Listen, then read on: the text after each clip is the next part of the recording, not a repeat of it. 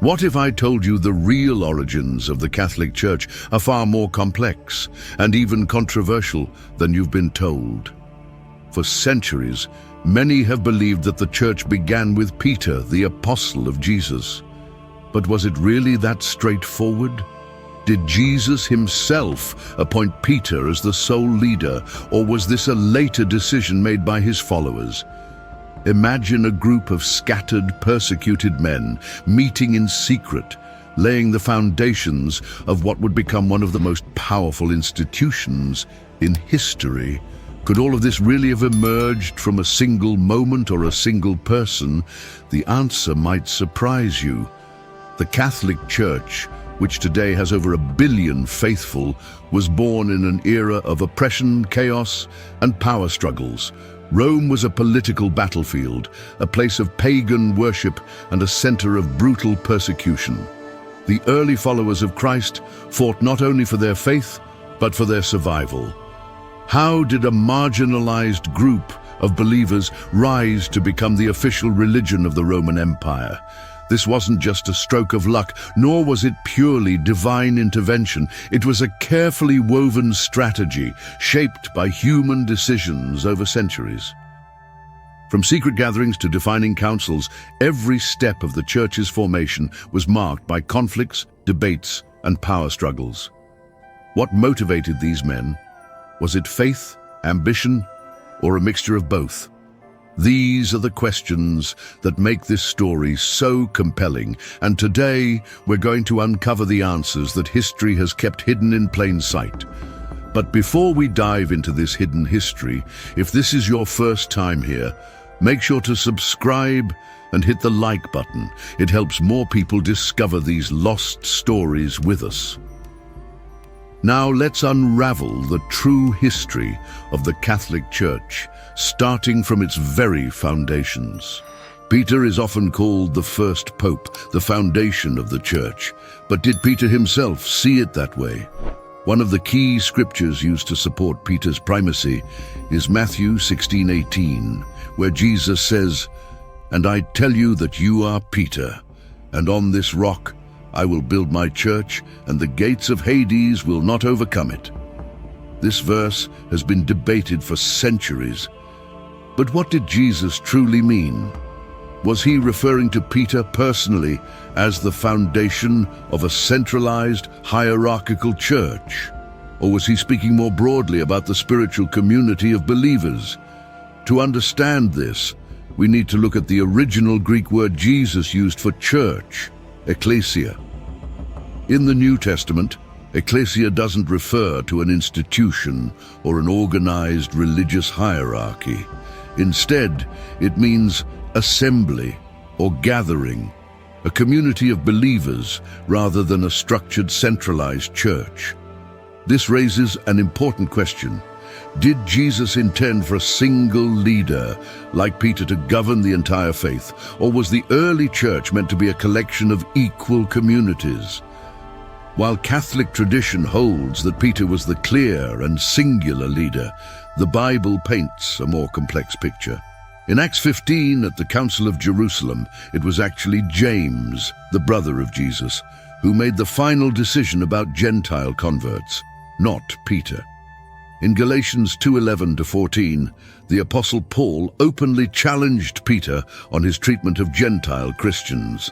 The earliest Christian communities had multiple leaders, with different apostles overseeing different regions. Some of you might be wondering, does this diminish Peter's importance? Not at all. Peter was undeniably a key figure in early Christianity, a preacher, a witness to Christ's resurrection, and a guiding force in the faith. However, his leadership role seems to have been shared rather than absolute. So, what do you think was the nature and extent of Peter's leadership role in the early church? Was he meant to have full authority, or was his role more collaborative with the other apostles? Share your thoughts in the comments. I'd love to hear your perspective. If Peter wasn't the sole leader, how did the idea of papal authority develop? To answer that, we need to explore how the rise of Rome's influence transformed Christianity into a structured institution. Imagine being one of the earliest Christians, living in fear, meeting in secret, knowing that your faith could cost you your life. Christianity didn't begin as a dominant force. It began as a marginalized movement, viewed with suspicion and hostility by the Roman authorities. The persecution wasn't just occasional, it was brutal and systematic. Christians were branded as rebels, traitors, and enemies of Rome. They were arrested, tortured, and executed in public spectacles meant to intimidate others. Under Emperor Nero, Christians were used as human torches to light his gardens. Under Domitian, they were hunted down. And under Diocletian, entire communities were wiped out, their scriptures burned, their places of worship destroyed. But here's what's fascinating. The more they were persecuted, the more they grew. Instead of breaking, they became stronger. Why? Because these acts of brutality didn't deter believers. They inspired them. People saw men, women, and even children face death with unshakable conviction, choosing execution over renouncing their faith. The courage of these early Christians made outsiders ask questions. What gives them such strength? Why are they willing to die rather than deny their beliefs? It was a paradox. A faith built on peace and love was seen as a threat to the mightiest empire on earth. To the Roman authorities, Christianity was dangerous. Not because it called for violence, but because it challenged the very structure of Roman society. These Christians refused to worship the emperor as a god. They preached equality, welcoming slaves and nobles alike, breaking the rigid social order Rome depended on. And yet Rome's attempts to crush Christianity backfired spectacularly. Instead of erasing the faith, persecution made it spread like wildfire. Then something happened that changed history forever. A single moment, a single vision, one that would reshape Christianity and the Roman Empire itself. It was the year 312 AD, and a general named Constantine was on the verge of battle, fighting for control of Rome. Then he saw something in the sky. A cross, a sign, a message that would alter the course of history. But was it truly divine, or was it the greatest political move of all time? In 312 AD, Constantine, a Roman general fighting for control of the empire, claimed to see a vision, a cross in the sky with the words, "In this sign conquer." The next day he won a decisive battle and soon became emperor. A year later, in 313 AD, the Edict of Milan was issued, granting Christianity legal status across the empire. In just a short span, the once persecuted faith went from being hunted to being recognized and protected by Rome itself. As the story goes, Constantine saw a vision of a cross in the sky before a crucial battle, accompanied by the words, "In this sign, conquer." But here's something interesting. Despite claiming this vision, he wasn't baptized until he was on his deathbed decades later. Even as emperor, he continued to mint coins honoring pagan gods. The Roman Empire was fractured, divided by different beliefs and loyalties. Constantine saw Christianity growing rapidly despite persecution as the perfect unifying force. By endorsing it, he wasn't just embracing faith, he was consolidating power. In 325 AD, Constantine convened the Council of Nicaea, a gathering that would shape Christianity for centuries. Over 300 bishops arrived, not as allies, but as rivals locked in a theological war. The stakes, the very identity of Christ. Was he fully divine or something less? This wasn't just an academic debate, it was a battle that had already led to riots and division across the empire. Constantine needed a resolution, not for faith, but for stability. And so, under imperial pressure, the bishops crafted the Nicene Creed, a declaration that Jesus was fully divine, equal to God the Father. Those who resisted, branded as heretics, exiled, their teachings erased. The church was now united, but at what cost? Was this a triumph of faith or the beginning of something else? But this was just the beginning. As Christianity gained imperial favor, a pressing question emerged. Did this newfound power elevate Christianity, or did it compromise its original teachings?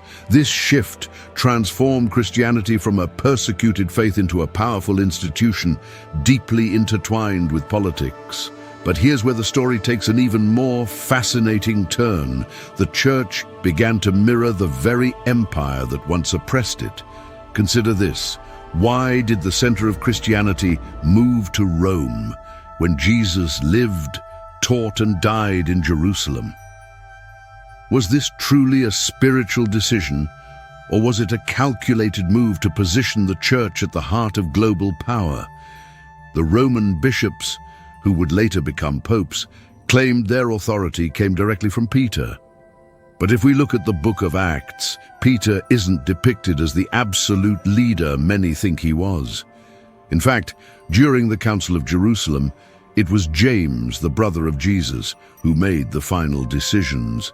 As the church grew in power, it faced internal struggles. Imagine this. There were times when 3 different men all claimed to be the real pope at the same time. These weren't just theological disagreements. They were full-scale power struggles that split Christianity apart. This raises an important question. How did a faith that began with Jesus' message of humility and love become entangled with empire, politics, and authority? This transformation was both extraordinary and controversial. The church had risen from the shadows of persecution to become one of the most powerful forces in history. But with that power came difficult choices. Some made for faith, others for control. So was Constantine's conversion a blessing, or was it the moment when Christianity's original purity began to fade? The answer depends on how we interpret history, faith, and the nature of power itself.